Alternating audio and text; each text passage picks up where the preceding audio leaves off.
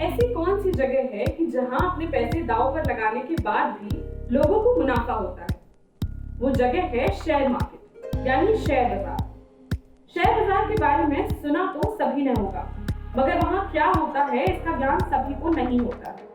इसलिए आज मैं आपको शेयर मार्केट क्या होता है और basic knowledge of share market के बारे में बताने जा रही हूँ। तो इस वीडियो के साथ आखिरी तक जुड़े रहिए। शेयर मार्केट क्या है? शेयर मार्केट और स्टॉक मार्केट एक ऐसा मार्केट है जहां बहुत सी कंपनीज के शेयर्स खरीदे और बेचे जाते हैं। ये एक ऐसी जगह है जहां कुछ लोग या तो बहुत पैसे कमा लेते हैं या तो अपने सारे पैसे गंवा देते हैं। किसी कंपनी का शेयर खरीदने का मतलब है उस कंपनी के हिस्सेदार बन जाना। आप जितने पैसे लगाएंगे उसी के हिसाब से कुछ प्रतिशत के मालिक आप उस कंपनी के हो जाते हैं, जिसका मतलब ये है कि अगर उस कंपनी को भविष्य में मुनाफा होगा तो आपके लगाए हुए पैसे से दुगना पैसा आपको मिलेगा, और अगर घाटा हुआ तो आपको एक भी पैसा नहीं मिलेगा, यानी कि आपकी पूरी तरह से नुकसान होगा। जिस तरह शेयर मार्केट में पैसे बनाना आसान है, ठीक उसी तरह यहाँ पैसा गंवाना उतना ही आसान है, क्योंकि स्टॉक मार्केट में उतार चढ़ाव होते रहते हैं। दूसरा पॉइंट यहाँ है कि शेयर बाजार में शेयर कब खरीदें। आपको थोड़ा बहुत आइडिया मिल गया होगा कि शेयर मार्केट क्या है। चलिए जान लेते हैं कि हमें शेयर मार्केट में कब इन्वेस्ट करना चाहिए।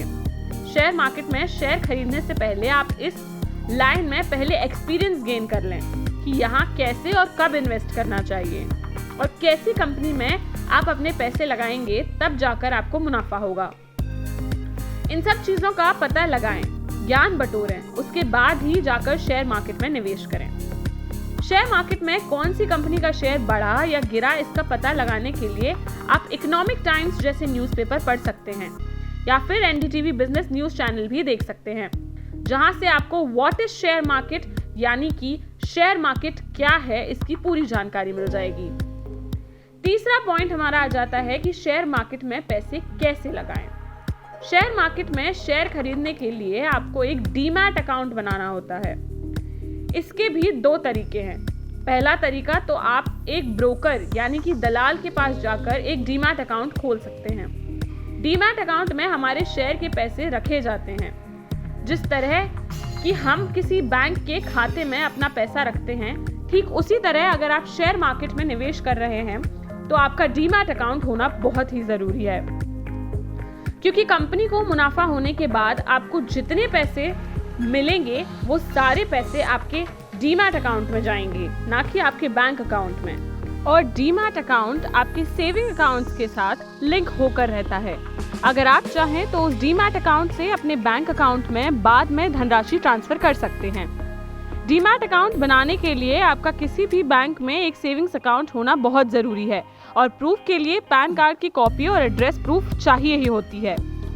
दूसरा तरीका है कि आप किसी भी बैंक में जाकर अपना डीमैट अकाउंट खुलवा सकते हैं, लेकिन आप अगर एक ब्रोकर के पास से अपना अकाउंट खुलवाएंगे तो आपको उससे ज़्यादा फायदा होगा, क्योंकि एक तो आपको अच्छा सपोर्ट मिलेगा और दूसरा आपके निवेश के हिसाब से ही वो आपको अच्छी कंपनी सजेस्ट करते हैं जहां आप अपने पैसे लगा सकते हैं।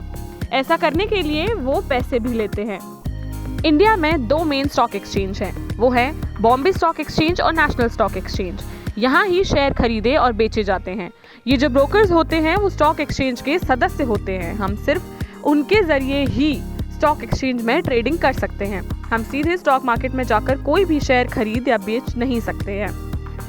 चौथा पॉइंट यहाँ आता है, शेयर मार्केट डाउन क्यों होता है। अभी के समय में शेयर मार्केट डाउन होने के बहुत से कारण हैं। चलिए उन विषयों में जानते हैं। पहला कारण है, जैसे कि आपको शायद पता ही हो कि किसी एक बड़े धरण के विपदा के कारण शेयर मार्केट डाउन हो जाता है। वहीं इस समय कोरोना वायरस विपदा के कारण कंज्यूमर बिहेवियर में बड़ा बदलाव देखा जाता है। वहीं इससे बिजनेसेस को काफी नुकसान पहुंचता है, जिससे कि शॉर्ट टर्म अर्निंग्स के लिए अपने स्टॉक्स को बेच देते हैं। वहीं शेयर मार्केट में उतार चढ़ाव देखने को मिलता है।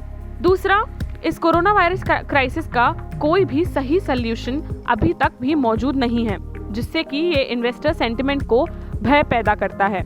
वहीं इससे शेयर्स में भारी मात्रा में गिरावट देखने को मिलती है।